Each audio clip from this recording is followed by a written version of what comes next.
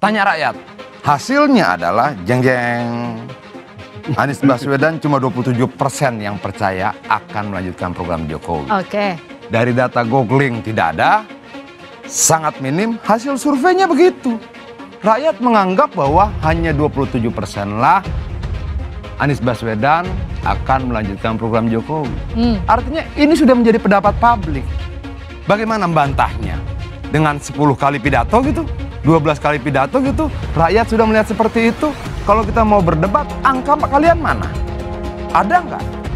Gitu loh. Kasih dong angka, bahwa angka-angka saya salah. Kalau lawan survei dengan survei, lawan buku dengan buku, lawan data dengan data. Biar perdebatan kita fair. Jangan sampai kita kasih data, kalian kasih rasa. Itu tidak fair. Nah, datanya begitu. Rakyat mengatakan hanya 27% rakyat Indonesia yang percaya Anies akan lanjutkan program Jokowi. Bantahlah pernyataan rakyat itu. Nomor 7 tahun 2017 ya. Gubernur, kepala daerah lainnya itu kan dilarang jadi peserta penyelenggara dan pelaksana kampanye. Jadi ada larangan yang menentukan tidak boleh melibatkan gubernur dan kepala daerah. Dan tidak, menurut saya di ketentuan lain misalnya di pasal 283 ya, 283 Undang-Undang Pemilu, disebutkan bahwa pejabat negara, pejabat struktural, pejabat yang tugasnya fungsional juga dilarang dilibatkan bahkan menunjukkan keberpihakannya. Jadi bagi saya tentu saja ada kontradiksi ya antara menteri yang tidak terlalu terang benderang dan untuk gubernur ada larangan yang menentukan secara eksplisit larangan itu. Oleh karena itu memang kembali kepada prinsip konstitusionalnya dan memastikan agar ketentuan Undang-Undang Dasar dijalankan, ini betul-betul harus ada perlakuan yang berimbang untuk memastikan pemilu kita berjalan dengan baik. Jadi hal yang secara eksplisit belum tentu secara konstitusional dan etika itu diperbolehkan.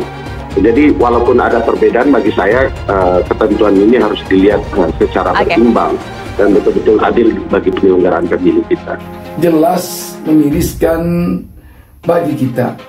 Kenapa tidak? Bantuan lansia ini benar-benar dibutuhkan oleh lansia. Yang tidak habis pikir kita tentunya kenapa begini jadinya. Padahal seharusnya jika memang itu baik, tentu tak ada salahnya dilanjutkan.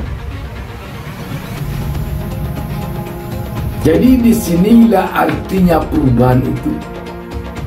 Perubahan itu berarti yang baik tambah diperbaiki, yang jelek atau kurang baik diperbaiki, yang belum ada diciptakan sehingga ada untuk kebaikan rakyat. Jadi sahabat BN, apa yang disampaikan oleh Sutrisno ini agaknya tentu juga ini menjadi keluhan teman-teman atau orang-orang yang sama nasibnya dengan Sutrisno ini. Dan tentu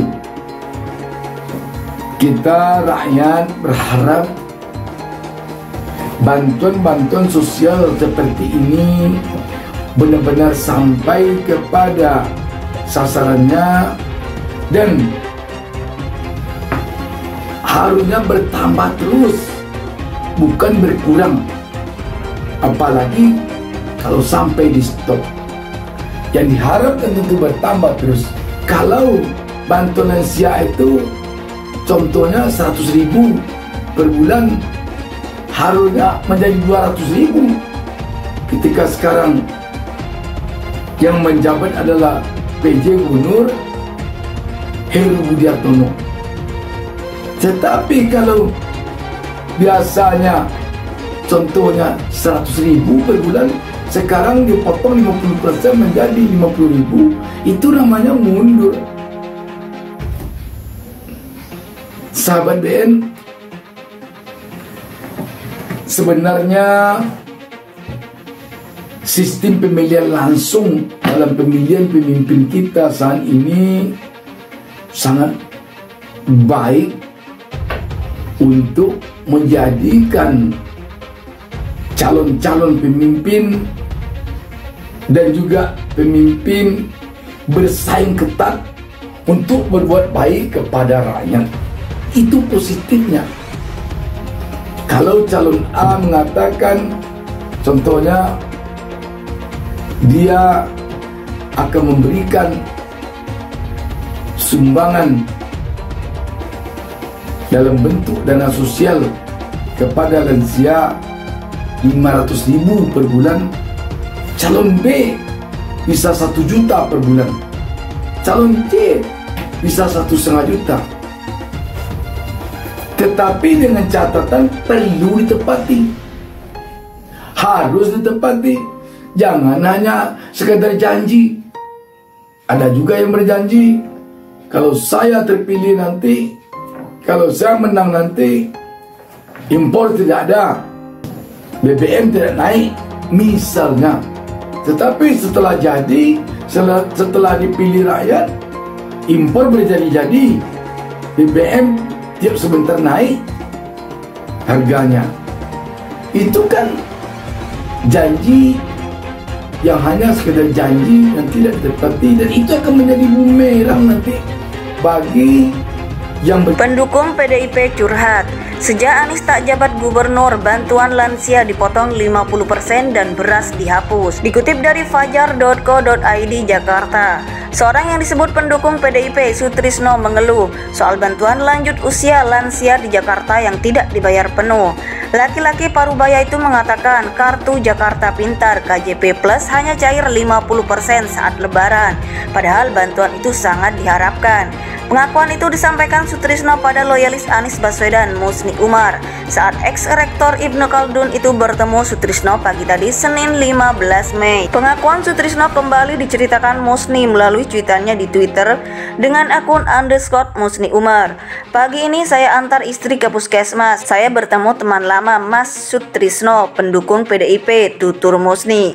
Musni menuturkan bantuan lansia yang digarap di era Anies itu biasanya dicairkan tiap tanggal 5. Tapi hingga kini di era PJ Gubernur DKI Jakarta Heru Budi Hartono, bantuan itu belum ada. Dia sangat kecewa karena bantuan lansia Jakarta yang sangat diharapkan jelang lebaran hanya dibayar 50%. KJP Plus biasanya dibayar setiap tanggal 5, sampai sekarang belum dibayar, paparnya. Tidak hanya itu, KJP yang mengakomodir kebutuhan lainnya juga belum ada. Salah satunya kebutuhan pangan, beras. Bantuan beras bulanan sudah tidak ada, tandasnya.